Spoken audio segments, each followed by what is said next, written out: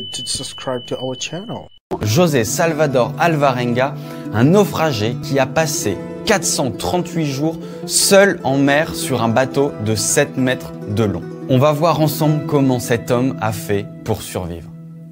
On est le 17 novembre 2012 et José Salvador Alvarenga part avec son acolyte Ezequiel Cordoba pêcher le requin au large de la côte mexicaine près de la ville de Costa Azul, et ils partent en fait sur un petit bateau de pêche qui fait 7 mètres de long. C'est un bateau qui est super rudimentaire, il n'y a pas de toit, en fait ça ressemble vraiment à une grande barque. Ils n'ont pas de rame, pas d'ancre, ils ont juste un moteur, une grande glacière et du matériel de pêche. Ils partent initialement pour 5 jours, ramener près de 500 kg de poissons, et avec ça ils vont pouvoir vivre pendant quelques jours. C'est des pêcheurs, ils partent pêcher, ensuite ils dépensent leur argent dans les bars, ils picolent un peu et ensuite ils retournent pêcher, c'est leur mode de vie.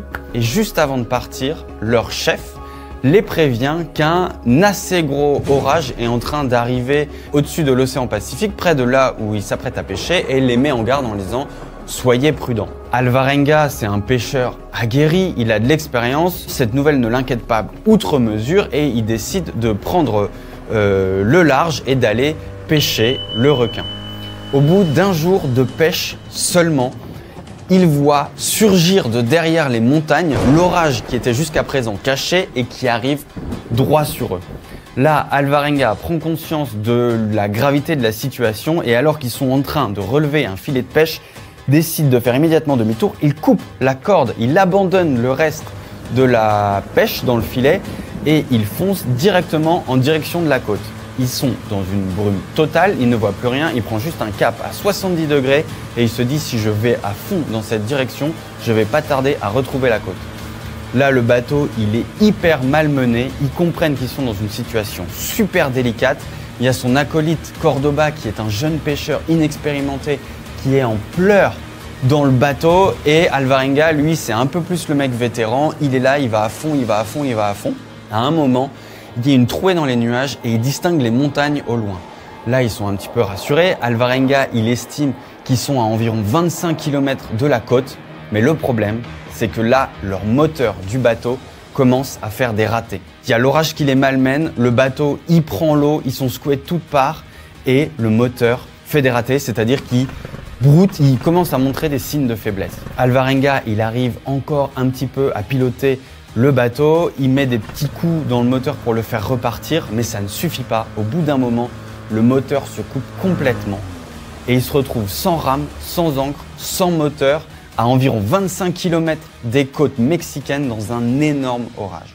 Immédiatement, Alvarenga, lui, ce qu'il fait, c'est qu'il prend sa radio, il appelle son chef et il lui dit « C'est super chaud, le moteur vient de rendre l'âme ». Son chef lui demande immédiatement ses coordonnées GPS, il répond « Le GPS a pris l'eau, il n'était pas étanche, il est bousillé. » Son chef lui dit « Jette une ancre », il répond « J'ai pas d'encre ».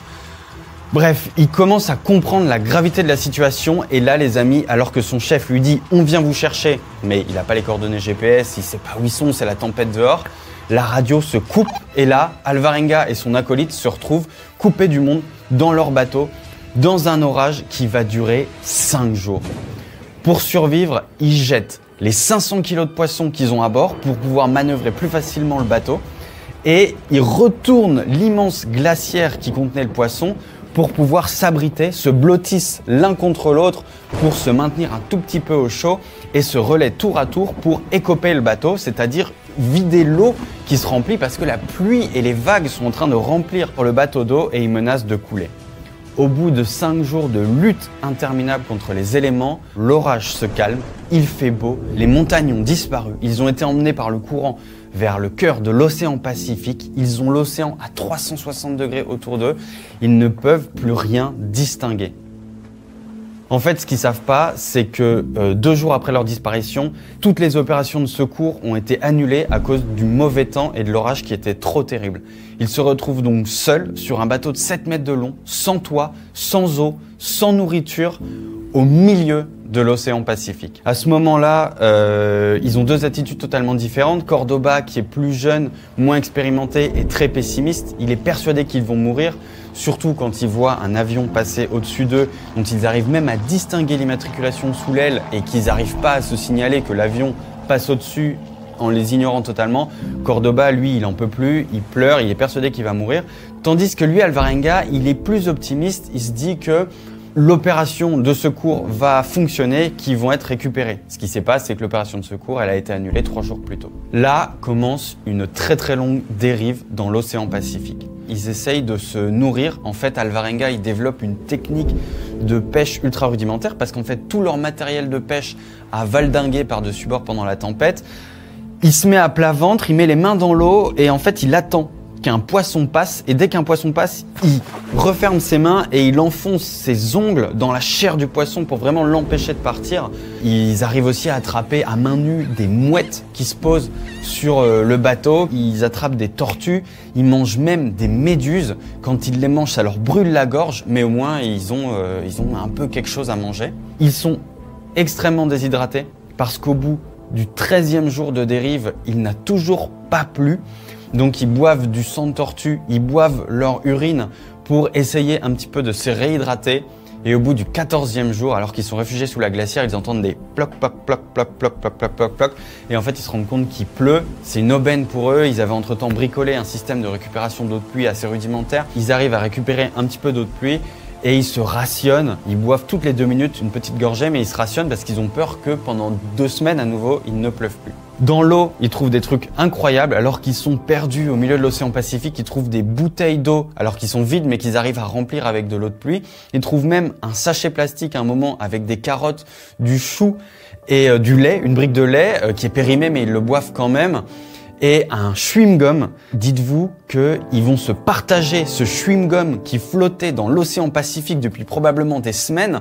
Et pour eux, c'est un festin. Ils sont si heureux d'avoir ce chewing-gum parce que, rendez-vous compte, ils sont depuis des semaines dans une barque de 7 mètres de long avec une espérance de survie hyper maigre et c'est un petit plaisir qui en devient immense pour eux dans la situation dans laquelle ils sont. Pour lutter contre la solitude, tous les deux, ils se racontent un petit peu leur famille, ils demandent pardon à Dieu pour avoir été de mauvais fils et pouvoir avoir préféré la fête plutôt que de s'occuper de leurs parents et de leur mère notamment.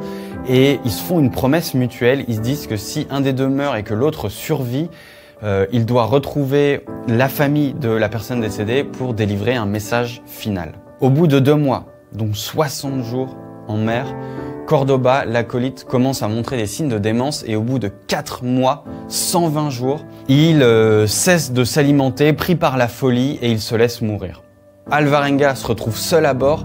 Au début, il a tellement peur de se retrouver seul à bord qu'il garde le cadavre de Cordoba, son acolyte, à bord et il va lui parler. C'est-à-dire qu'il se lève le matin, il se réveille face à une personne décédée et il lui demande s'il a passé une bonne nuit, il lui raconte sa journée. Au bout de 6 jours, il se rend compte que lui-même devient fou. Parler à un cadavre, c'est totalement fou. Et il se force à jeter le cadavre de Cordoba et se retrouve donc définitivement seul à bord du bateau. On est au 120e jour et Alvarenga ne le sait pas encore, mais il lui reste plus de 300 jours à passer seul dans l'océan. Alvarenga, qui finalement a ses habitudes de pêche, de récolte d'eau de pluie, il arrive à stocker de l'eau dans des bouteilles. Il développe une certaine routine.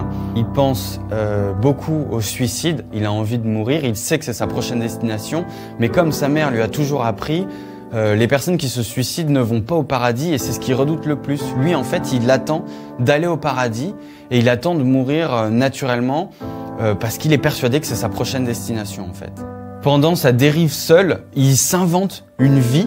Il s'auto-persuade en fait pour essayer de ne pas devenir fou, qu'il mène une vie superbe sur la côte. Il s'imagine aller dans des bars la nuit, faire l'amour à des femmes magnifiques. Il s'imagine faire des grandes promenades, visiter les 4 coins du monde. Et c'est comme ça qu'il arrive en fait à avoir un semblant de vie. Il fait des tours de bateau à pied pensant parcourir le monde. Pendant la dérive, il croise une vingtaine de cargos qui sont ces grands navires qui transportent des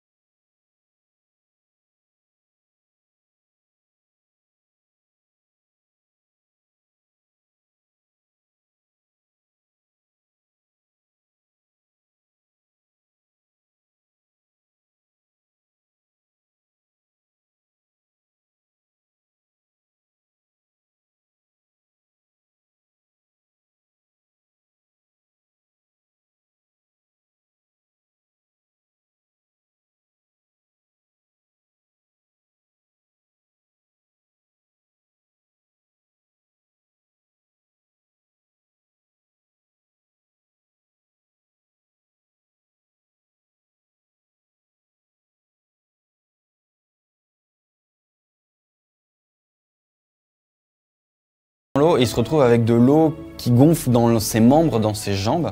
Au bout de 10 jours, en fait, son état de santé finit par s'améliorer et il peut rentrer au Salvador, son pays d'origine, et il retrouve sa famille qu'il n'avait pas vue depuis des années avant sa disparition et qui avait toujours cru qu'il finirait par le retrouver. Donc le moment est fou. Il y a la presse du monde entier qui se réunit pour filmer, en fait, témoigner de leur retrouvailles.